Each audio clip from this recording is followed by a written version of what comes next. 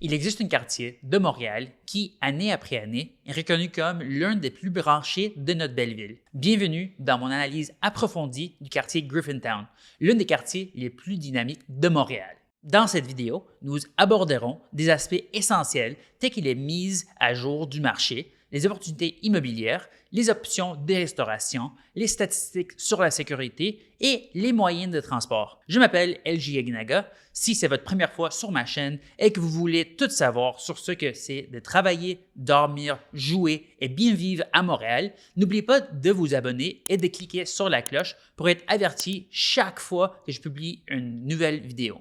En fait, beaucoup de gens me contactent pour déménager à Montréal et j'adore les aider dans leur démarche. Alors, si vous envisagez de déménager et que vous avez des questions sur le marché, n'hésitez pas à contacter notre équipe. Appelez-nous, prenez rendez-vous avec moi, envoyez-nous un texto ou un courriel, car nous sommes là pour vous aider à déménager à Montréal. Commençons par quelques chiffres. Une mise à jour du marché pour Griffintown basée sur les données des ventes des 6 derniers mois jusqu'en avril 2024. En moyenne, un appartement d'une chambre à coucher avec stationnement s'est vendu à 427 000 $. Un appartement de 2 chambres à coucher avec stationnement s'est vendu à 658 000 $ et un appartement de 3 chambres à coucher avec un stationnement s'est vendu à 891 000 $. Griffintown offre un large éventail d'opportunités immobilières, des condos modernes aux quelques bâtiments historiques reconvertis avec beaucoup de charme. Nous nous pencherons sur les meilleurs secteurs de Griffintown pour différents types de biens immobiliers.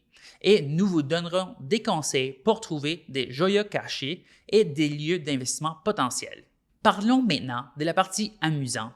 Griffintown offre une scène culinaire diversifiée avec un mélange des cafés branchés, des restaurants haut de gamme et des bars confortables. Voici mes 4 meilleurs restaurants du quartier, mais n'hésitez pas à me faire part de vos suggestions dans les commentaires ci-dessous.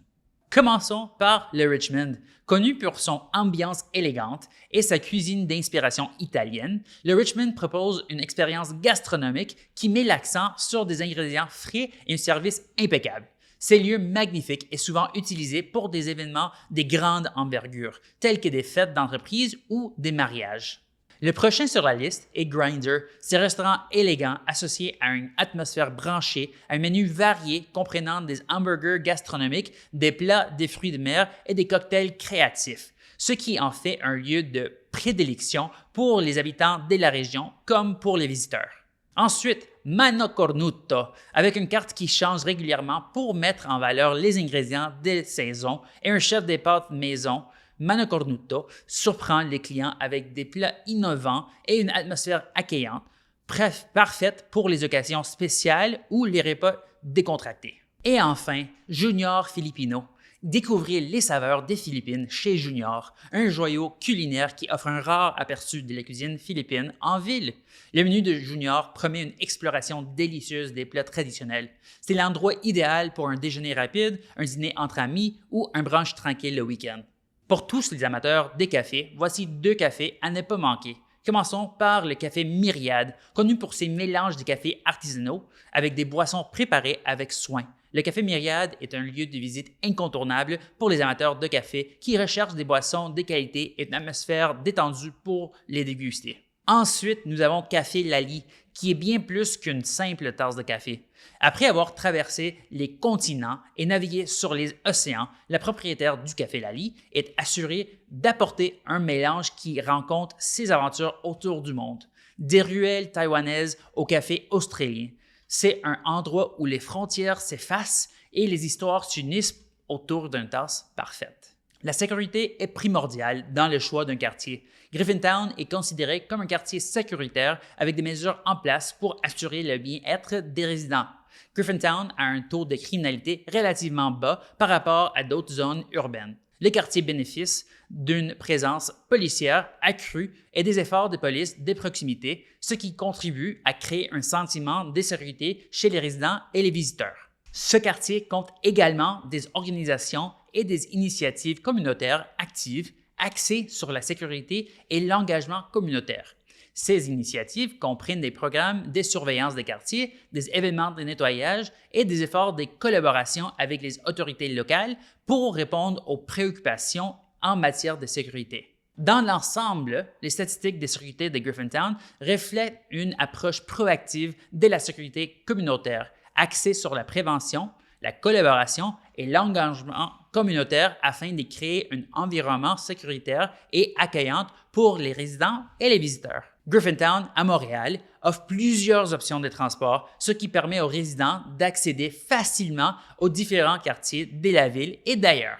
Voici les options de transport disponibles dans Griffintown. Commençons par les stations de métro. Griffintown est bien relié au système de métro de Montréal. Les quartiers se trouvent à distance de marche ou à courte distance de plusieurs stations de métro, notamment Bonaventure, Lucien-Lally et Square Victoria. Ces endroits permettent d'accéder facilement au centre-ville de Montréal ainsi qu'à d'autres parties de la ville. Ensuite, il y a des lignes d'autobus. Griffintown est desservi par plusieurs lignes d'autobus exploitées par la STM, la Société de transport de Montréal. Ces lignes d'autobus relient Griffintown aux quartiers voisins et aux principales destinations de la ville. Les résidents peuvent utiliser les autobus pour se déplacer à l'intérieur du quartier et pour accéder au centre de transport en commun. Les pistes cyclables. Montréal est connu pour son vaste réseau de pistes cyclables et Griffintown ne fait pas exception. Les quartiers comportent des rues adaptées aux cyclistes et des pistes cyclables réservées, ce qui fait du vélo un mode de transport populaire et efficace. Les résidents peuvent facilement se rendre à vélo dans les quartiers voisins ou explorer la ville sur 2 roues. Parlons maintenant de la proximité des autoroutes. L'emplacement de Griffintown offre un accès pratique aux principales autoroutes, y compris l'autoroute Ville-Marie, l'autoroute 720, et l'autoroute Bonaventure, l'autoroute 10. Cette autoroute relie Griffintown à d'autres parties de Montréal ainsi qu'aux villes et régions voisines, ce qui facilite la vie des résidents qui font de la navette en voiture ou qui ont besoin d'accéder aux grandes routes. Ensuite, il s'agit d'un centre de transport public. De plus, Griffintown bénéficie de la proximité des centres de transport tels que la gare Lucien-Lally, une importante gare de train des banlieues de Via-Rail et de la AMT, ainsi que le nouveau REM. Cette connectivité améliore les déplacements des résidents qui voyagent à l'échelle régionale ou nationale. Nous avons maintenant couvert presque tous les aspects de ce quartier fantastique.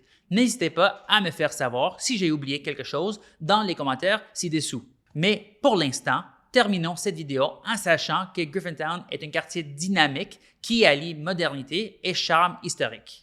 En comprenant son marché immobilier, ses restaurants, ses mesures de sécurité et ses moyens de transport, vous serez bien équipé pour prendre des décisions éclairées et découvrir tout ce que Griffintown a à offrir. Merci de nous avoir accompagnés aujourd'hui. N'oubliez pas d'aimer cette vidéo, de vous abonner à ma chaîne et d'appuyer sur la cloche des notifications pour ne jamais manquer une nouvelle vidéo. À la prochaine fois.